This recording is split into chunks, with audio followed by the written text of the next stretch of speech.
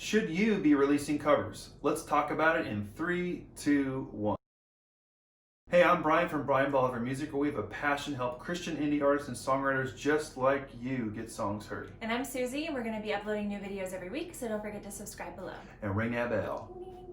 Today we're going to be talking about something you get asked about, and should you be releasing covers? So a cover is simply taking another artist's song and doing your own version. So why would an artist want to actually release someone else's song? Okay, well, as an independent artist, you might not have a huge following yet. Right. And so your songs may not be being searched out maybe as much as you liked. However, if you do a song that's by a well-known artist, that song is being searched out on digital platforms. So it's a great way for people that are just looking to hear that song. You Right. have your own kind of version, you have your own unique voice to it. There's even Spotify cover playlists. Yeah, and there's so many different styles of playlists and different ways to get, acoustic versions. There's Right. piano versions, there's rock versions, there's pop versions. So there's literally endless possibilities, and the way to get discovered is just by taking a well-known song, putting your own voice to it, and then people are searching for it anyways. I think a key here too is to find a well-known song, but you want to have that sweet spot. You don't want to Right. have a song that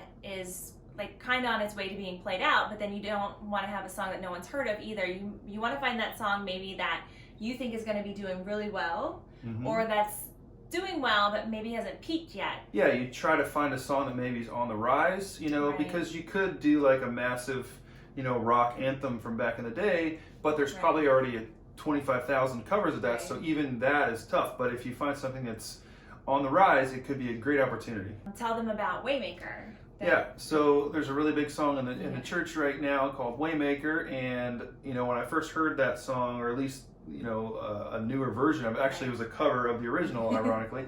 I just felt like it was going to be a good song that was hopefully going to get more popular. So basically, I did an acoustic version of the song, and it kept gaining more and more ground, and even to this day, it's my second best streaming song Right. of all, and it will probably soon be my best streaming song of all. And it's an acoustic cover, just 3 tracks, Yeah. and there it is. I just got an opportunity to put my own voice on a song that is getting searched a lot, and Right. so we benefited from that. And I would say maybe you could explain too, like, how do you get to do a cover? Is it like, is the licensing isn't as difficult as it seems? Yeah, it's totally legal, totally fine. The way that a lot of digital distributors have, it's called a mechanical license. So that is like, you purchase a license, which is not crazy expensive or anything. It would be, like with DistroKid, for instance, we pay $1 per song per month. So $12 a year per cover. And they handle all of the publishing and all that stuff. You basically just need to purchase that. When you upload, you say it's a cover, and then it prompts you that way. And the other digital distributors have a similar thing. Right. And if the cover's not doing well, you can also take it. I know for DistroKid, you can take it down if you don't want to pay your $12 a year if it's not actually helping you in any way. Yeah, the way I look at it is if the cover is going to pay for itself, then I'll keep it up there, And to this point, they've been doing okay. And I will say one thing, that this is a tip, is when it comes time to actually upload a cover, because of that mechanical license, it does tend to make the upload process a bit longer. So up to maybe even like 2 weeks. So I would say if you're gonna plan to release a cover, I would give yourself an extra 2 to 3 weeks on top of maybe the 2 to 3 weeks early. So to do it, because I've had a lot of times or a couple times. We're down to the last day. Yeah, and I'm waiting for the license to come through, and I'm like, oh, I hope it gets released in time. So it's something we definitely learn along the way. But I think 4 weeks is a good minimum when you're waiting for the license, and then you want to have that 2-week window before the release day. And still have the opportunity, because you can still upload those covers to Editorial Players considerations. So you don't want to miss out on an opportunity. So giving yourself enough time will help you with that. Another tip would be to pick songs that make you sound good. That you might like a certain song and you might like it a lot, but it might not fit your artistry. So you want to find something that meshes well with you. And yeah, you bring your artistry into it. I mean, honestly, the way that I would look at it is maybe somebody else wrote and recorded the song, but I would treat it as if it was your own song, because that's the thing that's going to tie it into the rest of your music also. It's going to feel just like your song. So maybe don't pick an opera song if you're a country singer, but maybe, who knows? It could be really cool.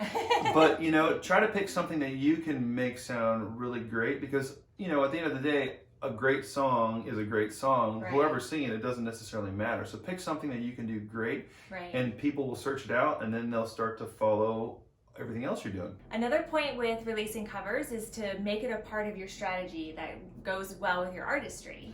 Yeah, plan it out. Just like with your original releases, you know, you want to make sure that you're spreading them out a bit. You know, there are some artists that strictly release covers, you know, and that's Right. that's what they do because it can be a really great way to get discovered. You know, but if you are intermixing with original songs, you know, just try to plot it out. We tend to release a cover every 3 to 4 months. You know, I do more acoustic style stuff to differentiate from the original, and also it's just when I do a cover, it just Right. tends to be an acoustic cover, and I'm building it my own little playlist of those Right. by themselves. Just like with anything else, you know, it's strategic. It's not just randomly deciding that you're going to do one and then there it is. Right. You know, make it a part of your strategy, and it will just add and elevate everything else you're doing. And something else that's really cool is there are a lot of artists that have had their careers launched by covers. Yeah, I mean, I can think of a ton of artists, Yeah. you know, that I listened to. The first song that they ever released was Right. a cover, and they just sort of put their own unique twist on it, Right. and it really launched their career. So,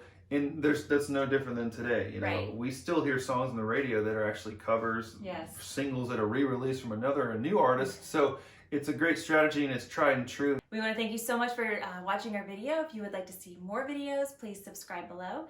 We also have a free gift to you. We have made Should You Be Releasing Covers into a PDF format. If you would like that, you can click the link also in the description and get free access to that. Thank you so much for watching, and we'll see you next time.